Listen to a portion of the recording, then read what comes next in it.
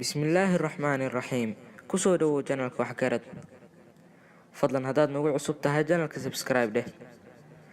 Sidaan wada ogsoonnahay ragga ayaa leh taliska koowaad ee bulshada haddii la dhaho dhanka siyaasadda iyo weliba arrimaha qoyskaba. Laakiin sidaasi mid ka gedisan waxaa jira xarun boqortooyo ay dumarka leeyihiin. Yacni boqortooyadan dumarkaaba rag ka ah. Moso waa qabiilad degan dalka China, gaar ahaan deegaanka Yunnan, waxayna xad la leedahay Tibet.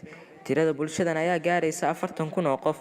Caadooyinka bulshada Shiinaha ayaa ah mid aad u kala duwan. Qabiilada Moso ayaa leh caado iyo dhaqan ay muddo dheer ku dhaqmayeen. Doorka gabdhaha ayaa ah mid muhiim ka ah iyadoo maamulaysa go'aan ka leh arrimaha oo dhan.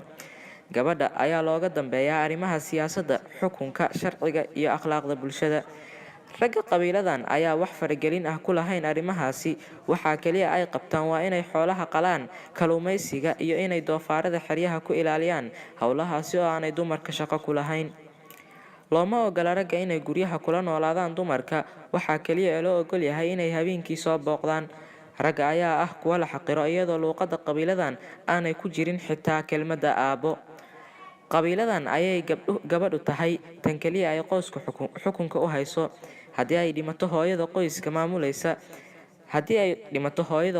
dhammaan xoolaha iyo maamulka waxa ku wareegaya hablaha ay dhashay ama gabdhaha ay dhashay hooyadaasi.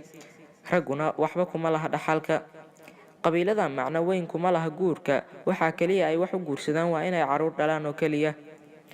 Intaas ayaa maanta idin soo bandhigay. Fadlan igu caawi waxaad awoodo, anaan kugu caawi waxaan awoodo. Waad awoodaa inaad channelka subscribe dhahdo. Haddaad ka heshay videogan aad like saarto, anna waan kugu caawin doonaa Instagram-kayga insha Allah.